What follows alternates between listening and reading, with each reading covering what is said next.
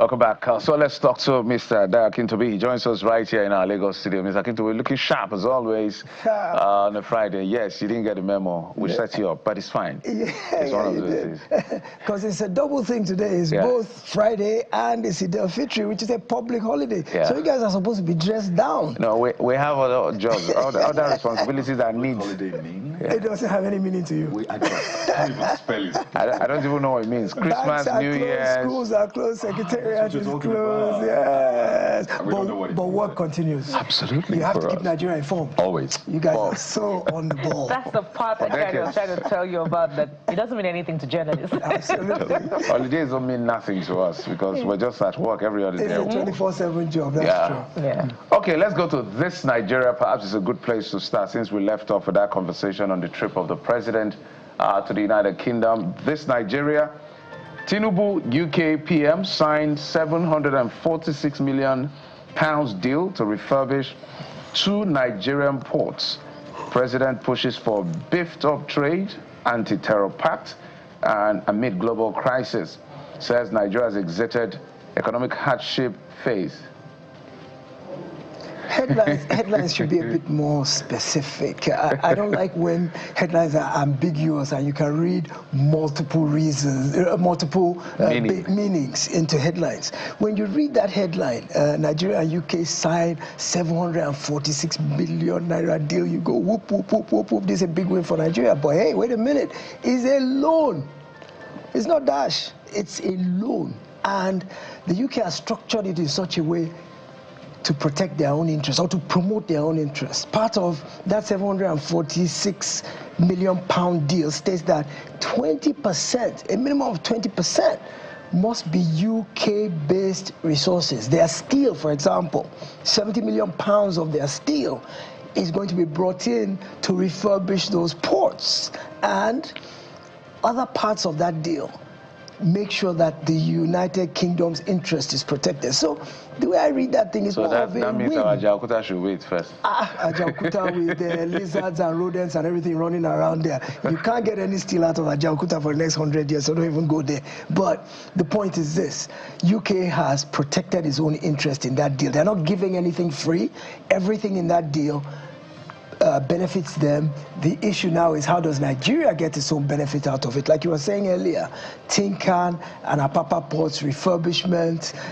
What exactly does that mean? They say, well, it will make trade between the two countries flow better. It will make for faster turnaround of ships. It will facilitate smoother trade. Well, that in and of itself could be a benefit to Nigeria's economy, because I do know that the amount of time it takes for entrepreneurs to clear their goods from the ports. There's demurrage, there's insurance costs, there's all kinds of things, and then getting the goods out into the marketplace being delayed also kind of stymies economic activity. So there are some positives to it, but what we need to remember is that it's a loan that will need to be paid back. And here we are already complaining that we're already burdened with the yoke of excessive loans. Here we are signing a deal that further mortgages our future in terms of the fact that these things need to be paid back. So we need to do a cost-benefit analysis to see that, okay, £746 million, which I think approaches the level of trillion in naira, that we've now signed up for, that need to be paid back down the road. What are the terms and conditions that are attached to the payback? We already know, first of all, that the British have ensured that their interest is protected by the fact that it is their goods, their services. Who knows, for all we know, maybe it's even their workers who are going to come and be the one to oversee the refurbishment of Tinkan and Apapa ports. And as Jeffrey rightly pointed out, why only Apapa and Tinkan? Why is it focused in Lagos? And when you have so much coastal line all the way down the Calabar, Atlantic. Port Harcourt, Akwa Ibom, the list is long. Yes, indeed. So that's my take. I really think that we need to be cautious in signing these kind of deals because some of them probably will encumber us more than we can afford to at this time. I don't know if part of what you wanted to talk about was this issue that they also signed about this immigration thing in terms of, my view on that simply is this.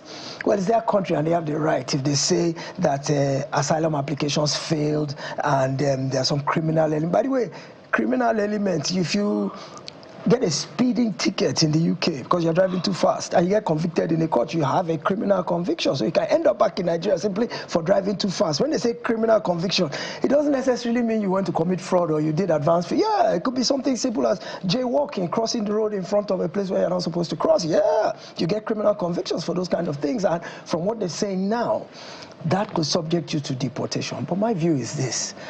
What are we looking for in the UK and all these inhospitable climes to begin with? It's only because our country is bad. If our country were in a place where it should be, we would only go to those places for 2-3 week holidays. We wouldn't go and live there because look, the weather is bad. In the UK, it rains almost every day around the year. It is cold. The color of your skin will always work against you in those places. You can't, and then you are a nameless, faceless non-entity. You are a social security number. Nobody knows you. You are not the son of anybody. You can't aspire to get to anywhere. Those actual developmental possibilities occur here in your own country. There's nowhere in the world where you can be a first-class citizen like you can be in your own country. So I think the focus should be on fixing our own country. If our country was good, nobody would go to those in hospitable crimes, and we're now complaining that they want to deport us because why are we filing asylum claims in the first place? Why? Because we can't stay in our country, because our country is not encouraging, especially to youth. They have little hope for a better tomorrow. Now, I remember in our parents' time, my mother in particular, when in 1961 they finished their university, there were no plane movements as such. They used to come by ship. And when my parents were ready to come back to Nigeria, and they went to Elder Dempster Lines, the shipping line between the UK and Nigeria, and they told my parents there's only one seat left on the next ship going out. My mother burst into tears because the next ship was not going to go for another 3 months. I have to stay 3 more months in this country before I can go back home. It was a psychological blow to her because she only went to the UK for a particular purpose, get this certificate, get this degree, and once it's done, I can't wait to go back home. Nobody went to the UK or the US or anywhere to live in those days. They just went for a purpose, education, work experience, enlightenment, a cosmopolitan worldview. And the moment they were done attaining that, they were skedaddling back to Nigeria because Nigeria was the place to be. In the 60s and the 70s, and even as far as the 80s, Nigeria was a paradise. Nigeria was sitting on the verge of greatness. And some kind of way, we messed it up in a couple of generations. That is why countries like the UK can thumb their nose at us and say, get out of our country, you got a traffic ticket, you're a persona non grata, we don't want you here anymore. So let's concentrate on fixing our own country, and I guarantee you nobody will need to go anywhere where any country can say we should leave. It's an African problem this time. No, everybody got quiet on that. Yeah, you know, yeah, because it's almost unimpeachable. The reason is not far-fetched. I'm wondering what's in the psyche of our own negotiators amid these deals. Kayode was saying earlier that Nigeria is the largest market for UK visas. So how do you sign such a deal that favors the United Kingdom? But what are the gains for Nigerians who, you know, in good measure want to go to the UK annually, you know, and the numbers are there in the applications for UK visas. Yes, we're the largest market for visas in the UK, in Africa. Yes. In fact, I think in the whole world. Yeah. I'm sorry, I shouldn't laugh to that, but it's just funny how these figures just... Fix our country. Then we don't need to go anywhere. Fix our country. All right, let's head to the Vanguard newspaper. And you know that I don't know why I always look at the part I will punch on governors, but because they also play a key role. Yes. It's not as if I'm looking for their trouble, but they travel to these places, they see what developments are. Yeah. In fact, some of their children live there. They go there for holidays. Yes. Why can't they pick some of the things they've seen and replicate it here? You know, and that's why people blame government. When it comes to picking things that will stress Nigerians or give Nigerians, civilians, some additional responsibility, like you must pay your tax, you must do this, you see them, they come gun blazing, making sure all of that happen. But when you come to compare in terms of development, in terms of legacy issue, they begin to say, oh, there are other countries too that have similar problems. So you cherry pick what you want to pick, and then people continue to wonder exactly, all these trips you're making, what exactly are you learning? Bukola? Yes, indeed. It reminds me of a tweet from yesterday, but let's go to the Vanguard newspaper. Hopefully, if we have enough time, we'll look at all those issues.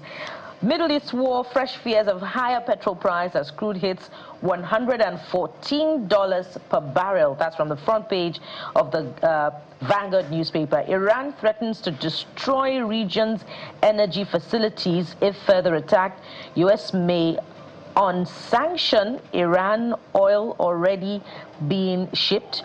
Moles deploying thousands of troops to Tehran in next phase of war. 12 Arab Islamic states call on Iran to stop strikes. Saudi Arabia threatens military action. And, Mr. Kitobi, this has been long in coming.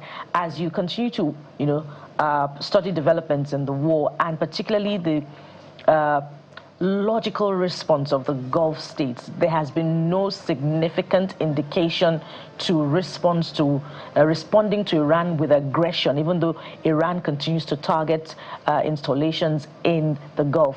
What do you think is playing out here?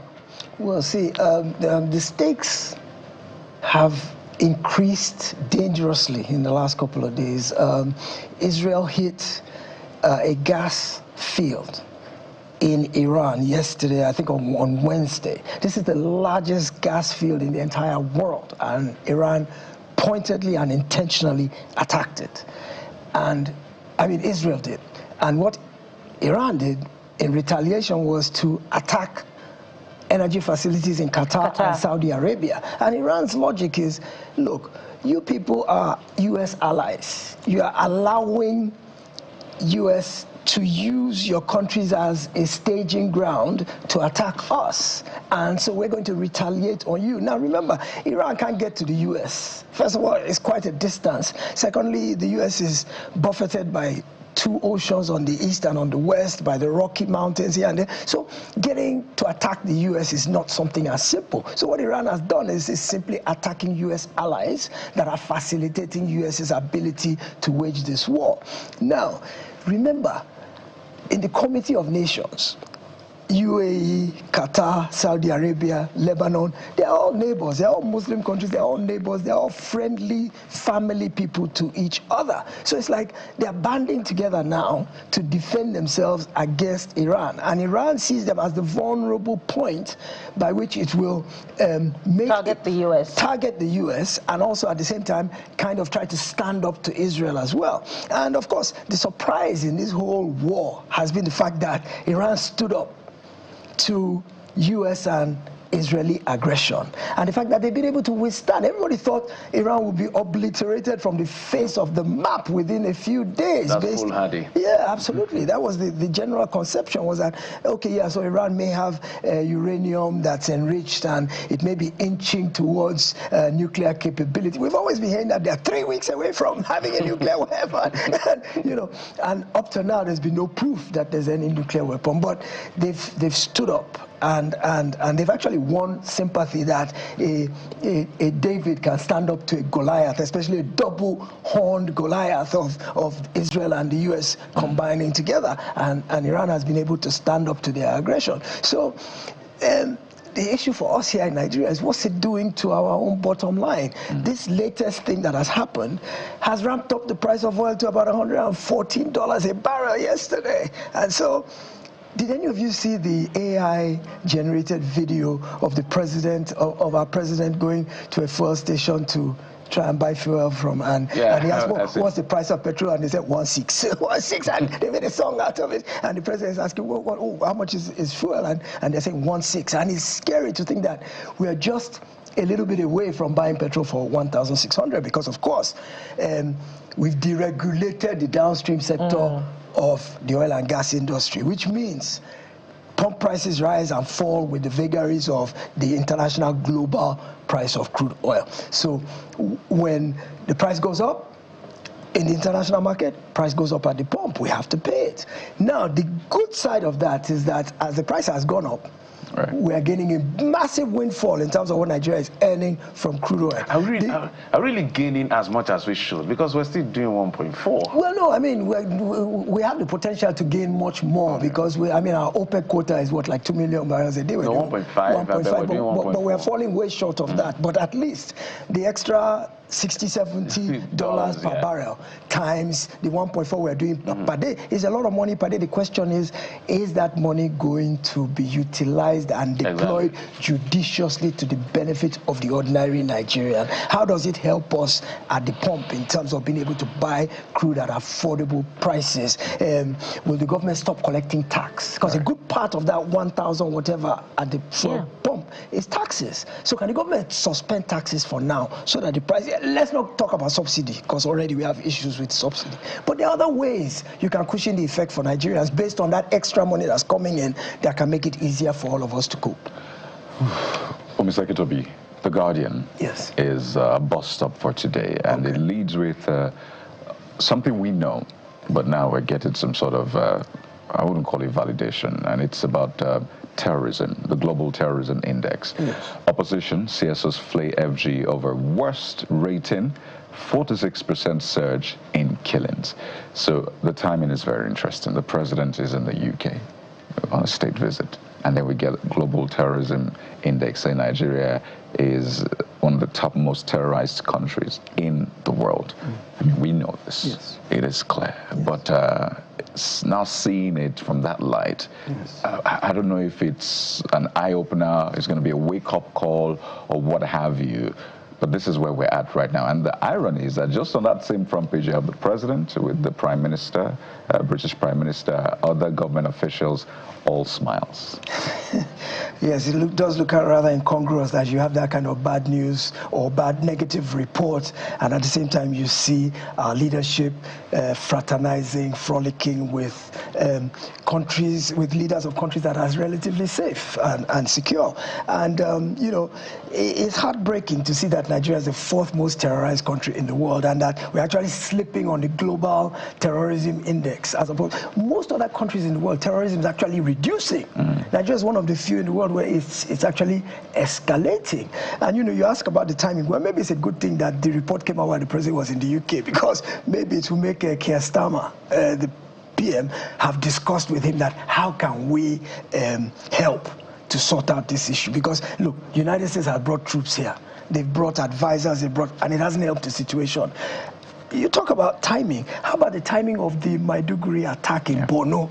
Juxtaposed with the president going to the United Kingdom at that time. Isn't it something that will be weighing on the minds? Because that Global Terrorism Index report is global. So the whole world saw it, including the people the president went to visit. You know, and of course, there was a groundswell of opinion in this country that said perhaps he shouldn't have gone. And those who even said he should have gone at that time felt like at least he should have made a statement, a minute of silence, something to show the gravity of the fact that 20-something Nigerians lost their lives and so many hundreds were injured in this major terrorist attack that's coming on the heels of our president going to go and have a tete-a-tete on the world stage. So, bottom line is this. The CSOs and the opposition that are flaying the government, they have a point. But I also did not see them proffering any solutions. It's one thing to criticize, right? Criticism is cheap, right? Talk is cheap. It's easy when you're on the other side to be able to openly criticize and say things. But if you're not proffering alternate solutions, it's easy. The government's not doing enough, you know, They're throwing money.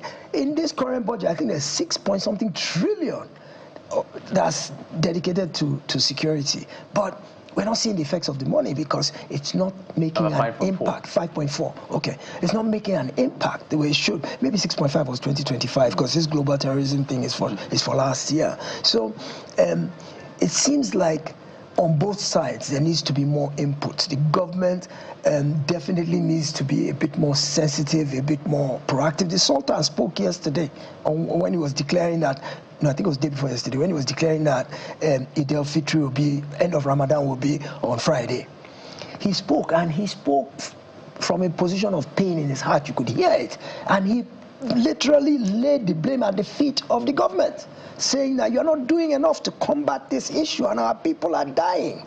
And he said that what is happening in terms of terrorism is actually quite anti-Islam, that it really has nothing to do with the tenets of Islam in terms of the terrorism that we are experiencing, and that there has to be a lot more government intervention, that as opposed to waiting for these things to happen and then we start running helter-skelter, we should begin to take steps to prevent these things. So, I kind of not happy that this terrorism index, we've fallen and become one of the, I think, number 4 in the world in terms of the most terrorized country.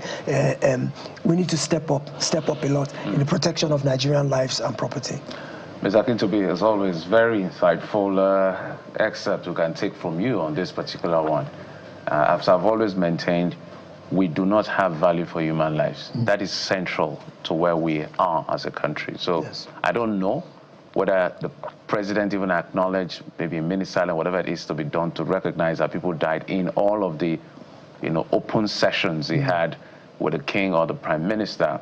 It just tells you where we place. I can imagine Donald Trump in somewhere and they killed 23 people in America. He will be all over the place. Absolutely. So, but it just tells you that, something is wrong with us when it comes to violence. Maybe we are desensitized in that sense. I don't know. But we shouldn't be. These are people, these are lives, these are souls. Yes. Dayo Akintobi is a journalist, always bringing us up to speed with his insight on this particular matter. Thank you, sir. My pleasure always. Happy Eid al-Fitr to all Muslim faithful in Nigeria and around the world. We'll take a break, and when we come back, we'll get to the very first leg of the conversation. I like to call it Daddy Oyoyo. The president is in Lagos, so we want to look at the book. So, sir, we spent a lot of money for you and your men. What did you bring back? The economists will help us break down what it is. Stay with us.